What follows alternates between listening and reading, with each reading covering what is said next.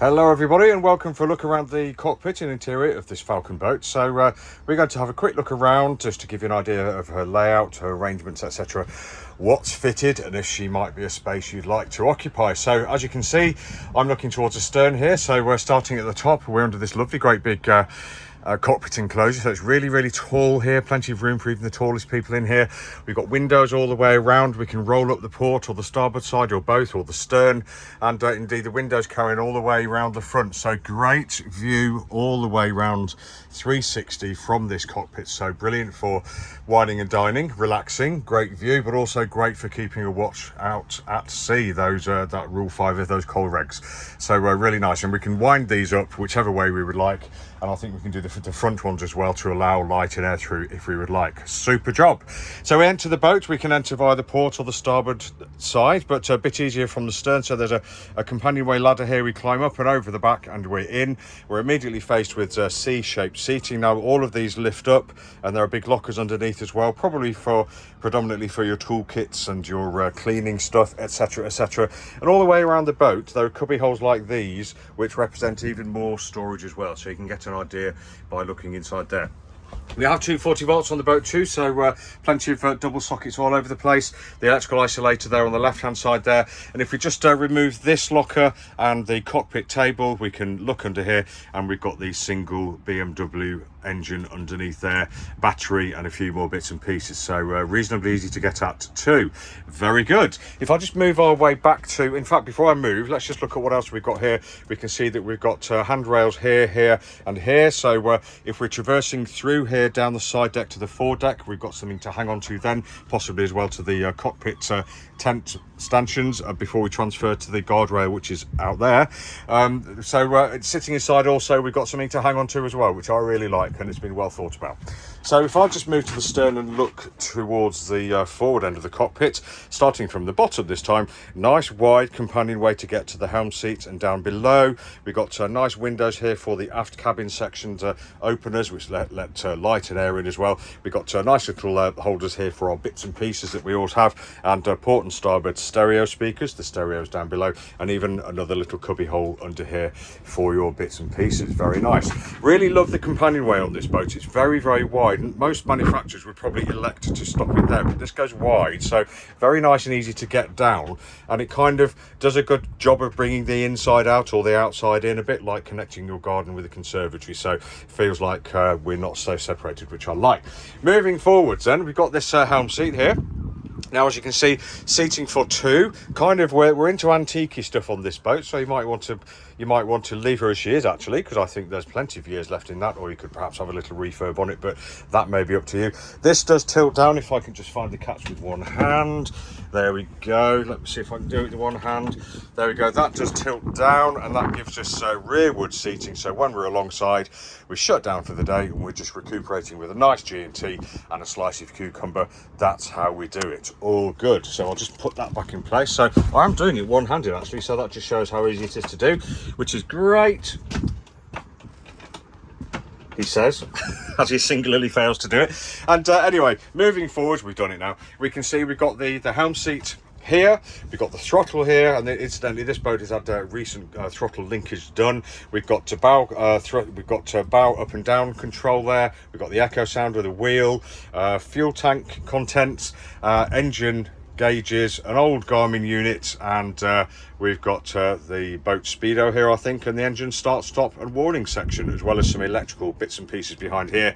And on top you can see we've got a hummingbird and a low section just sitting next to the compass. All really good. Pretty much everything you'd expect to find, and if it all works, I think this is probably enough to navigate your boat safely and monitor the engine, etc. Would be up to you to decide, but obviously if you wanted to update and put some really nice modern stuff on, you could as well. And I've just noticed we've got a nice handle here as well to hold on to, and a bit more stories down here for your magazines, your chart publications, etc, etc. All good. And as I mentioned, look at that view forwards, look at the view sideways, and you've seen the view to the stern. Really good for watch keeping at sea. Love it. Very important.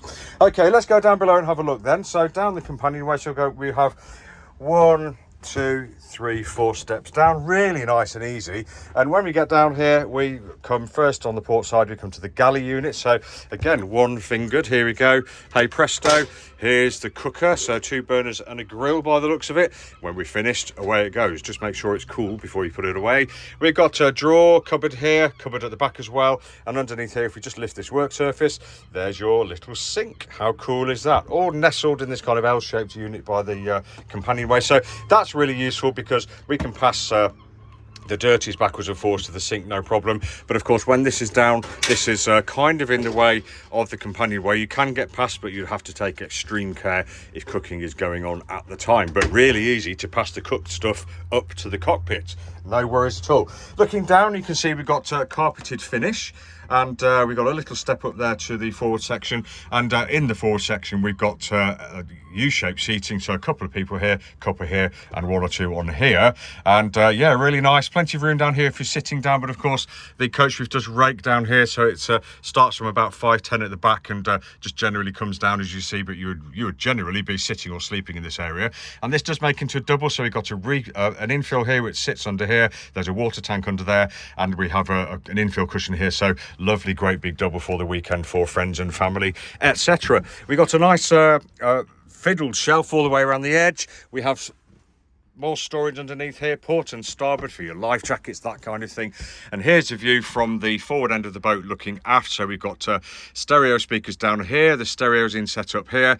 Just to the forward of the stereo up in this area, we've got the clock and barometer, and we've got the Eberspacher control. So we've got the thermostat there, and we've got a nice Eberspacher blown air unit which will blow out air through fittings such as this to keep you nice and warm. How very nice. Then on the right at the end on the after bulkhead, we have an extinguisher which probably would need replacing by now, and a DSC stereo sitting there. I think it's DSC looking from here. So I said stereo, I meant radio. Apologies everybody. Here we got a long garments wardrobe, and in here we've got a big door which opens up to the head, so where you're sitting on the head looking to the port side. We've got access here to the wiring at the back of the steering section, or the helm steering section. Really good to have, nice to see. An opening window, plenty of shelves. There's shelves and cubby holes all over this boat. It's really good. Big sink unit here with lots of space here for your toothbrush and all that kind of stuff, and a manual head, as I mentioned there. Really nice, plenty of room in there, good headroom, does what it says on the tin. And then to finish off, we've got the aft cabin. Not quite a cabin because it's not enclosed here with a door, but I'll refer to it as the aft cabin. And as you can see, we've got room here for 2. Now obviously the headroom is limited. It doesn't look like much here, but it does open up as we go past it. So actually, for a cabin like this, pretty good. And I think both people can probably sit up there and read. Certainly the one closest to the window should be able to as well. Looks like we've got decent mattresses here as well, padded out at the back there, and there's the extent to which it goes over to the port side. So athwartships, and probably almost the entire beam or athwartships distance across the boat. Really good and out of the way, although of course you do have the crawl through from the aperture, as we do on most boats of this type, to get in there. So this has been Tim from Boatshed Yacht Brokers, just taking you for a quick tour of the interior of this lovely Falcon powerboat. If you'd like any more information, just go to boatshedbrighton.com, where you'll find many more pictures, videos and virtual reality. Thanks for watching.